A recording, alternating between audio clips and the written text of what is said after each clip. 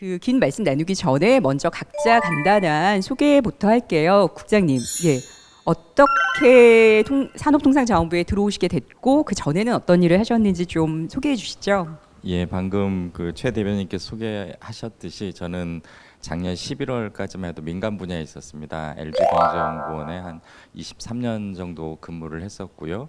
이제 인사혁신처에서 그 외부 민간 전문가들을 대상으로 이렇게 공무원들을 뽑는 제도가 있습니다. 흔히 이제 정부 헤드헌팅이라고 하는데 그 경로를 통해서 산업통상자원부에 들어왔습니다. 이제 민간 쪽에서 그 쌓은 경력과 또 이 정부에서 역할을 잘 조화시켜 달라라는 것이 이제 인사혁신처와 산업통상자원부의 요구였고 저는 이제 그 역할을 하기 위해서 열심히 노력 중입니다.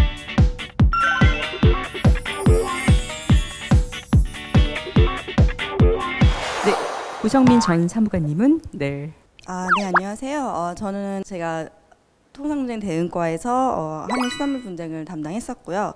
2014년 5월에 정부의 전문 임기제 제도를 통해서 이제 산업부에 처음 입사를 했고 처음 2년간은 FTA 상품과에서 우리나라 FTA의 어떤 상품 양어 협상 그 전략을 짜는 실무자였습니다. 그런 다음에 16년 10월부터 통상분쟁 대응과로 이렇게 발령을 받아서 이제 그때부터 수산물 분쟁을 담당했습니다. 좀 더 자세한 얘기는 이제 진행하면서 더 하기로 하겠습니다. 감사합니다.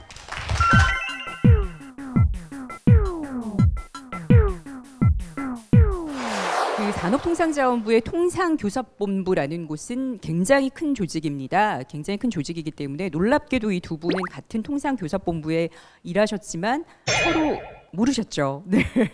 오늘 두 분도 서로 처음 만났다고 얘기를 하시더라고요. 국장님, 솔직히 말해서 제가 통상에 대해서 잘 모르겠더라고요. 너무 방대하고 어렵고. 그렇지만 한자를 보니까 통할 통자에 상업이 통한다라는 뜻의 통상이더라고요. 예, 통상이 도대체 뭔가요? 무역하고는 뭐가 다른 걸까요?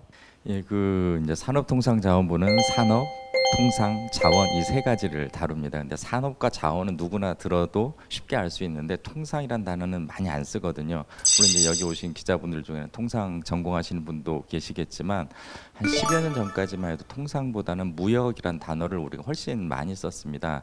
근데 무역도 영어로는 트레이드고 통상도 영어로 이제 트레이드입니다. 그러면 차이가 뭐냐? 그럼 무역은 흔히 이제 상품이나 서비스가 왔다 갔다 하는 거를 의미한다면 통상은 이 상업이 서로 통할 수 있도록 예를 들면 단순히 그 물건이나 서비스를 사고 파는 것뿐만 아니라 뭐 지적재산권이라든지 제도라든지 또 한 나라에서의 상업 활동이 다른 나라에서도 동일하게 보장될 수 있도록 그런 것들을 잘 조율하는 것이 이제 통상의 기능이라고 하겠습니다. 근데 물론 일반인들이 그런 걸 다 아실 필요는 없지만 일단 무역이 단순히 상품 서비스의 교역 그러니까 이 사고 파는 거에 집중됐었다면 통상 그보다 좀 더 넓은 그리고 좀 더 높은 수준으로 서로의 그 상업 활동을 원활하게 하자는 거다. 뭐 그 정도 이해하시면 충분할 것 같습니다.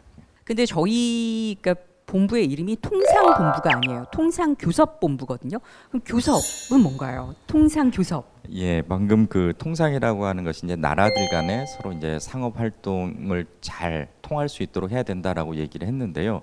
각 나라마다 상황이 다 다릅니다. 어떤 나라는 이제 제조업을 이제 중요하게 생각하는 나라가 있고 어떤 나라는 이제 농업이나 뭐 수산업을 중시하는 나라 또 서비스나 기술을 중요하는 이렇게 서로들의 그 흔히 말하는 비교 우위가 다르기 때문에 각자 자기들이 잘하는 분야에서 유리한 그 고지를 확보하기 위해서 이제 노력을 많이 합니다. 그러면 어느 한 나라만의 그 주장을 일방적으로 받아들일 수는 없지 않겠습니까? 그거를 적당한 선에서 이익의 균형을 맞춰서 누구도 손해봤다라는 비판을 국민들로부터 듣지 않도록 나라와 나라가 서로 이걸 이제 주고받는 일종의 거래를 하는 그걸 이제 교섭이라고 이야기를 합니다. 지금 국장님이 말씀하신 바로 그 상황이 지금 일어나고 있잖아요. 지금 일본과 저희 나라 사이에서. 그래서 지금 저희의 얘기가 굉장히 좀 시의적절하고 또 좀 와닿지 않으실까라는 생각이 듭니다. 얼마 전에 WTO 후쿠시마 분쟁에서 저희가 놀랄 만한 진짜 쾌거를 이뤘습니다. 일본과의 그 정말 다들 이기지 못할 거라고 생각했었던 그런 상황에서 저희가 그 승리를 했는데요. 그 실무를 몇 년 동안 담당을 하신 주역이기도 합니다. 그때의 히든 스토리, 너무 재밌는 스토리는 산업통상자원부 산소통 팟캐스트 1회를 보시면은 다 나옵니다. 굉장히 재밌으니까 아주 재밌습니다. 꼭 한번 다시 봐주시고요.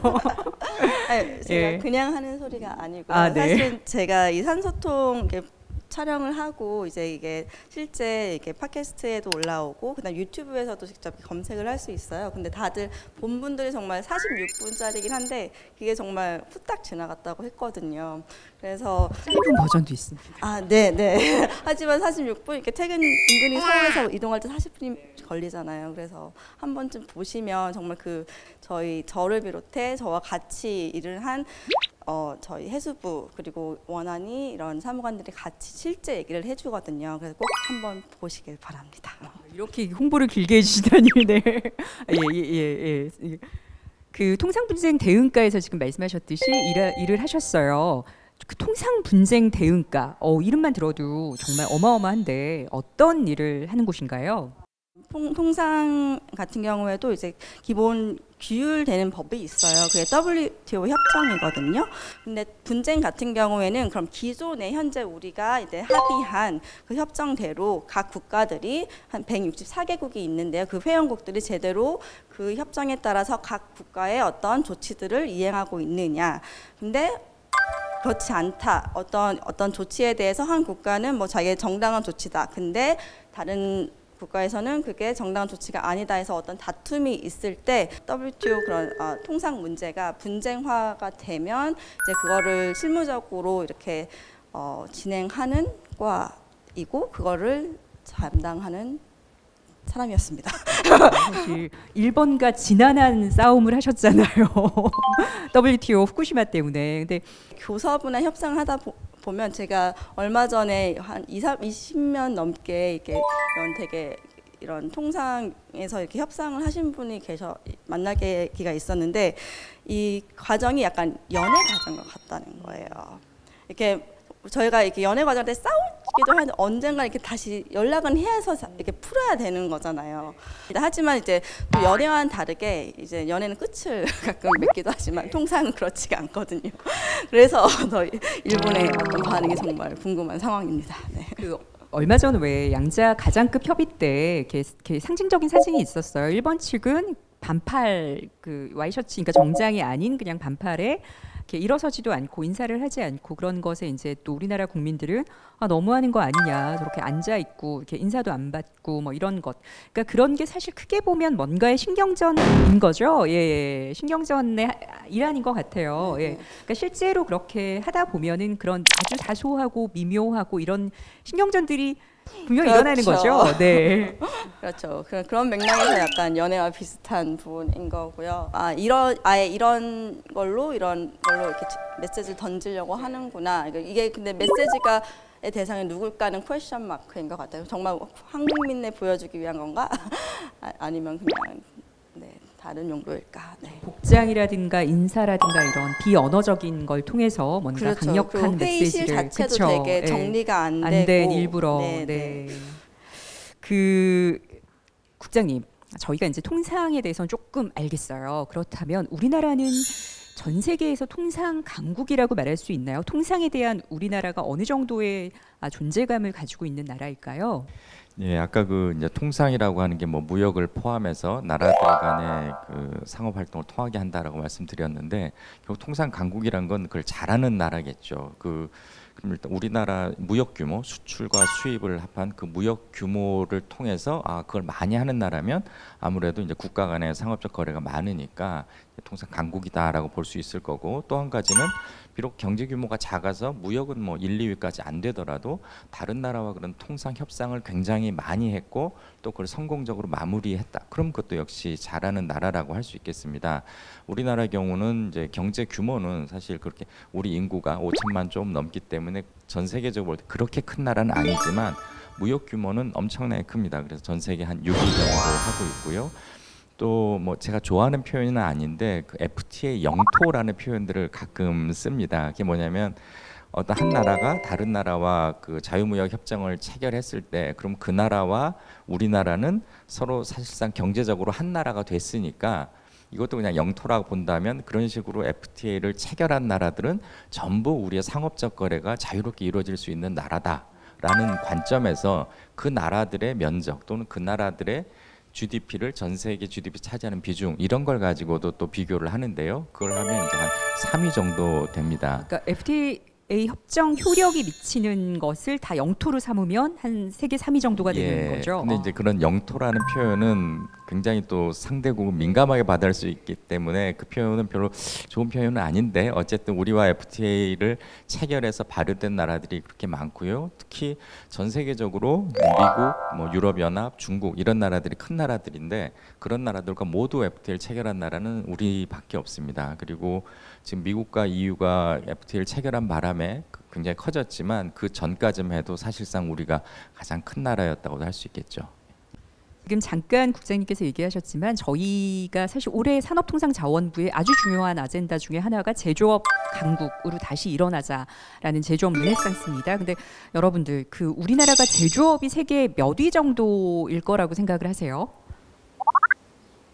10위요? 아 10위? 예. 놀랍게도 6위입니다. 예. 이미 6등인 거예요, 저희 나라가. 그런데 이제 4대 강국으로 도약을 하기 위해서 올해부터 이제 굉장히 전방위적으로 열심히 노력하고 있는데요. 국장님 같은 경우에는 통상 국내 정책을 총괄하시는 분입니다. 지금 가장 올해 그리고 내년 가까운 시일에 좀 주안점, 내가 정말 이것만은 꼭 제대로 하고 마무리 짓고 싶다라고 하시는 것들이 뭐가 있을까요? 이제 그 질문에 답을 드리자면 먼저 제가 속해 있는 통상국내정책국이 어떤 일을 하는지를 잠깐 말씀을 드려야 될 텐데요. 앞서 설명드린 것처럼 이 통상이라고 하는 것은 이제 국가 간의 약속을 바꾸는 겁니다. 즉 예를 들면 이제 관세 장벽이 높았는데 관세 장벽을 없애자 또는 비관세 장벽을 이렇게 바꾸자, 낮추자 이런 약속들을 하는 것이죠. 즉 그런 약속이 없을 때 우리나라도 그렇고 상대국도 그렇고 그 기존의 제도에 최적화해서 뭔가 다 적응들 돼 있습니다. 농민들도 내가 이 정도 쌀 가격을 받을 수 있으니까 벼농사를 지어야겠다. 또는 내가 소를 키웠을 때 얼마 정도는 받을 수 있겠지 이런 기대를 하는데 이 통상이라고 하는 국가 간의 약속을 통해서 앞으로 쌀 관세를 좀 낮추자 또는 쇠고기 수입에 대한 관세를 낮추자라고 하면 해당 업종에 계신 분들은 굉장히 또 큰 피해를 입게 되겠죠. 저항이 있을 수밖에 없죠. 예, 또 반대로 지금까지는 우리가 뭐 유럽에 대해서 미국에 대해서 자동차를 수출할 때 몇 퍼센트의 관세를 내야 됐는데 이 FTA 덕분에 없어졌다. 그러면 또 해당 업종에서는 굉장히 큰 기대를 하게 되고요. 그 우리나라 안에서의 그런 어떤 경제 주체들에게 도움을 주거나 혹은 피해를 덜어주는 것이 바로 제가 속해 있는 통상 국내 정책국의 역할입니다. 즉 통상이라고 하는 것은 국가와 국가 간의 일이기 때문에 바깥 나라들과 역할을 해야 되는 예를 들면 뭐 교섭실이라든지 또는 뭐 이행과 관련된 부처가 있고 또 지금 고 변호사님처럼 이 분쟁과 관련된 일이 이제 바깥쪽 주로 대외적인 거라면 국내에서 우리 국민들이 이 FTA를 이왕에 된 거 잘 활용할 수 있도록 또는 FTA 체결로 인해서 발생한 피해를 최소화하도록 하는 것이 그런 이제 국내 정책을 마련하고 집행하는 것이 이제 제가 속해 있는 국의 역할입니다. 근데 우리나라가 그 미국이나 유럽 또는 중국과 FTA를 하면서 사실 농수산업 관련한 시장을 많이 낮췄습니다. 그러다 보니까 결과적으로 우리나라 소비자들에게는 굉장히 큰 혜택이 돌아갔죠. 이제 과일도 굉장히 다양해지고 또 과일도 싸게 먹을 수 있게 되고 뭐 소고기도 싸게 들어오고 생선도 그렇고 그런 점은 이제 소비자들 입장에서는 긍정적인데 해당 분야의 그 생산자들 주로 농어민들한테는 굉장히 큰 피해가 갈 수 있죠. 그래서 정부는 그런 어떤 그 불가피한 피해를 좀 이제 보상해주는 측면에서 이제 국내 보완 대책이라는 것을 지금 마련해서 지금 시행을 해왔습니다. 그래서 이제 큰 FTA를 할 때마다 한미 FTA를 통해서 뭐 농산물이나 이런 것들이 들어오면 도대체 피해가 얼마나 발생할까 그거를 집계해가지고 그 피해를 이제 좀 덜어주는 그 피해액에 상응하는 지원 대책을 마련하죠. 그럼 물론 그 피해액에 대한 재원은 그럼 어디서 마련되냐면 한쪽에선 피해가 발생하지만 한쪽에서 이익이 발생합니다. 유럽에다가 공산품도 수출하고 뭐 미국의 자동차 수출이 늘면 우리 국민들의 생산이 늘고 일자리가 늘고 세금이 늘겠죠. 그럼 정부는 그 세금을 이제 피해 있는 쪽에다가 이렇게 도와주는 그 전달 역할을 하는 것이 이제 정부 역할인데요. 그것이 단순히 피해를 이제 좀 보상한다 이런 측면에서 끝나는 게 아니라 최종적으로는 이제 우리나라 농업이나 어업이 과거에는 경쟁력이 없었지만 이런 지원을 받아서 또는 이런 보완 대책을 통해서 경쟁력을 회복하고 나아가서는 이제 수출 경쟁력까지 좀 확보하는 것이 최종적인 목표입니다. 근데 우리가 이제 미국이나 또는 중국과 FTA가 이제 시간이 지나면서 그 보완 대책들이 조금씩 그 마지막 시한이 가까워오고 있습니다. 보통 한 10년 정도 이제 시행을 하는데요. 한미 FTA 그 협상 발효 이후 10년이 아니라 한미 FTA 협상을 시작하면서 그것과 관련된 보완 대책이 마련되면 그 첫 마련된 보완 대책 시행 이후 10년입니다. 그래서 아마 몇 년 안 가서 그런 보완 대책들이 다 이제 만료가 되고 그래서 이제 저희 국 입장에서는 그 시한이 끝나기 전에 우리가 지금까지 집행한 그런 정책들이 우리나라 농어민들의 경쟁력 회복에 큰 도움을 주는 것을 목표로 하고 그걸 이제 좀 잘 마무리하고 싶고요. 그게 이제 피해와 관련된 부분이라면 또 한 분야에서는 이제 활용과 관련된 업무입니다. 그래서 대기업들은 사실 인력도 충분하고 정보도 많기 때문에 기존의 FTA들 잘 활용해서 수출을 늘려나가고 있는데 중소기업들은 아직도 정보도 좀 부족하고 또 전문성도 떨어져서 정부 도움을 많이 필요로 합니다. 작은 중소기업이 FTA 전문 인력 한 명씩을 고용하는 거는 사실 수지가 안 맞거든요. 대신 뭐 수십 개의 그 중소기업을 한두 명의 관세사가 도와주는 것은 의외로 큰 비용이 들지 않을 수 있습니다. 그런 식으로 좀 규모의 효과를 좀 누릴 수 있도록 지원하는 것이 이제 또 저희 국 또는 우리 정부의 또 다른 역할이라고 하겠습니다. 그러니까 규모의 경제, 규모의 통상을 하는 국이라고 할 수 있는 거네요. 지금 저는 국장님 말씀 드리니까 이제 우리가 통상이라 그러면 뭔가 막 FTA 협정을 체결하는 게 되게 중요할 거라고 생각했는데 그거 당연히 중요한데 그건 이미 어느 정도 거의 다 이제 체결이 된 거잖아요. 그렇죠. 전 세계적으로. 그러니까 체결된 것을 어떻게 적용하고 또 우리나라가 어떻게 그것으로서 수혜를 입고 또 이런 식으로 체결된 것에 분쟁이 일어났을 때 어떻게 대응할 것이냐. 그러니까 이 통상교섭본부라는 것이 참 이렇게 FTA 뭐 협정 체결하나 보다가 아니라 체결은 정말 시작일 뿐인 거네요. 그렇죠? 예. 그렇습니다. 그 잠깐 이제 덧붙이자면 우리나라가 이미 발효된 FTA가 15개입니다. 15개고 전 세계적으로 52개 국가와 FTA가 이미 그 발효가 돼 있고요. 아직 발효는 안 됐지만 체결한 FTA, 중미화 FTA 하나 더 있어서 그것까지 포함시키면 이제 16개 FTA, 57개국이 우리나라와 이제 FTA로 연관되어 있는데 이러다 보니까 과거에는 이제 FTA를 체결하고 협상하고 이쪽이 중요했다면